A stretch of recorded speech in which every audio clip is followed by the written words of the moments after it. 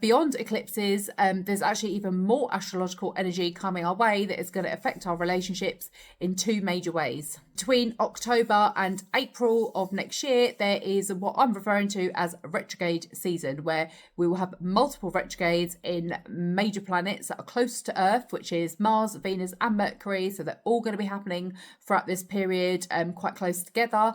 And these will have a massive impact on your relationships, even if the eclipses didn't. If we think of retrogrades as in its most literal translation, return of the past or return of things from the past, this retrograde season could be bringing back multiple people from the past in a number of ways. An ex may return, and this will be a time for you to look at that relationship and decide actually if you can now make things work. So that's like the first example if you are single. Another way it could play out is the return of someone who you never really got things off the ground. So maybe they're not actually an ex, but they're someone who you might have had a brief flirtation with. It could be a work colleague. It could be someone who's like a childhood friend. So someone who was already in a relationship and therefore nothing ever really happened because they were already in another situation.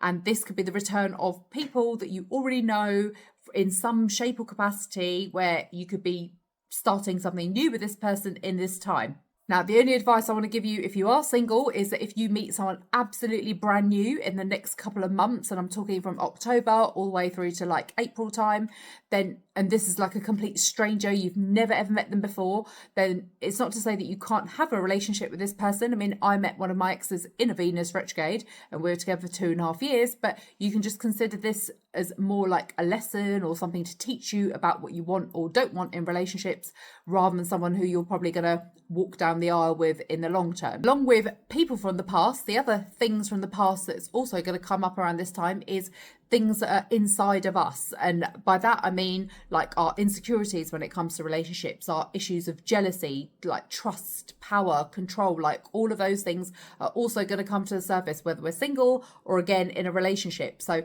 if you're in a situationship and you have issues around self-worth and how you like will accept this person kind of dangling us on a bit of a string, and maybe this will be a time where they actually tell us, no, like you're definitely the one, like I can definitely see myself with you, but their actions aren't going to live up to their words. So there's a lot of stuff where the universe is going to throw a lot of tests our way, and it's very much about looking at our relationships as are we getting what we give back? Like, are people's words really aligned to their actions? And all of this kind of stuff is going to get stirred up. Like if you've had insecurities from someone who's cheated on you in the past, you might be happy with your new partner until this stuff comes up again, and suddenly you're questioning this person and thinking, hang on, can I now trust you? So expect not only people from the past, but actual feelings and thoughts and concerns and issues to also come up that will again strengthen our relationships in the longer term, or they will lead us to part ways because this person is not for us. So